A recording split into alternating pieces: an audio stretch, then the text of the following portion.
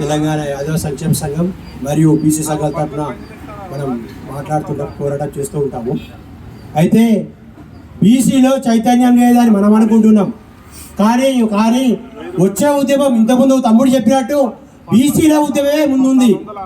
బీసీలకు 70-75 సంవత్సరాల నుంచి అన్యాయం జరుగుతున్నా ఎవరు పట్టించుకుంటారు.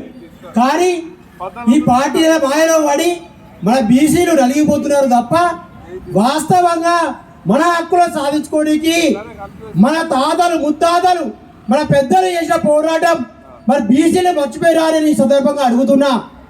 ముఖ్యంగా నేను ఒకటే చెప్పదలుచుకున్నా, మరి చాకలి ఐలమ్మ ఎవరి కోసం పోరాటం చేసింది? ఈ సమాజంలో సబ్బాడ వర్గాలు బాగుండాలి, అందరూ బాగుండాలని నిజాం నవాబుల మీద కాదు దొరల మీద పెద్దల మీద పోరాటం చేసింది. మరి ఆ సాకలి ఐలమ్మ గారి దండేస్తారు.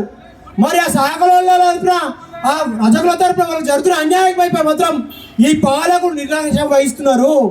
ఈ విషయం ఎందుకు గ్రహిస్తలేరు? మళ్ళా అదేవిధంగా మనం అప్పుడు దొరల నిజాం కాలంలో కూడా పోరాటంలో కూడా బీసీల ముందున్నారు. మరి దొడ్డి కొమరయ్య ఎవరి కోసం పోరాటం చేసిండు? ఈ సమాజం కోసం కాదా? మరి దొడ్డి కొమరయ్య వర్గానికి కానీ ఈ బీసీల వర్గానికి కానీ ఈ పాలకులు న్యాయం చేస్తుర్రా?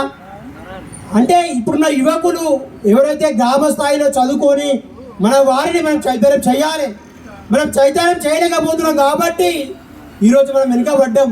ముఖ్యంగా అదేవిధంగా బిల్లీలు వెళ్తాక తెలంగాణ ఉద్యమంలో అమరులు అయ్యారంటే కారణం ఎవరు? మన బీసీలే ఎక్కువ మంది ఉన్నారు. ఎవరో ఒక్కరు వాళ్ళ దాంట్లో అయ్యేదాన్ని మాత్రం వాళ్ళు చైతన్యం చేస్తుంటే వాళ్ళు ముందు తీసుకొస్తుంటే మన బీసీలే వెనకాబట్టి కాలుబడి గుంజేటట్టు కొంతమంది తయారయ్యారు. ముఖ్యంగా ఇక్కడ ఎన్ని సంఘాలు ఉన్నాయంటే ముఖ్యంగా బీసీ జనసభ, social justice party, OBC JAC, ఈ జర్నలిస్ట్ ఫోరం, ఇలా చాలా సంఘాలు. ఎందుకంటే యువత చైతన్యం చేయడానికి ముందుకు వస్తున్నాయి. ఖచ్చితంగా యువత ముందుకు రావాలి, ఈ బీసీలలో చైతన్యం తీసుకురావాలి.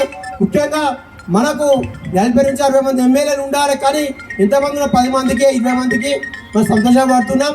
ఈ రెడ్డిల పాలన, ఈ రావుల పాలన, చేపలు ఇస్తాం, గుర్రలు ఇస్తాం, మీకు బట్టలు ఉత్తుకోనికి బండలు ఇస్తాం, మంగళ షాపులు ఇస్తాం, వీటితో మనం తృప్తి చెందుతున్నాం.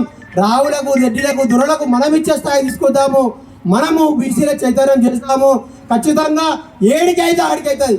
తెగించి పోరాడితే పోయేదేమి లేదు.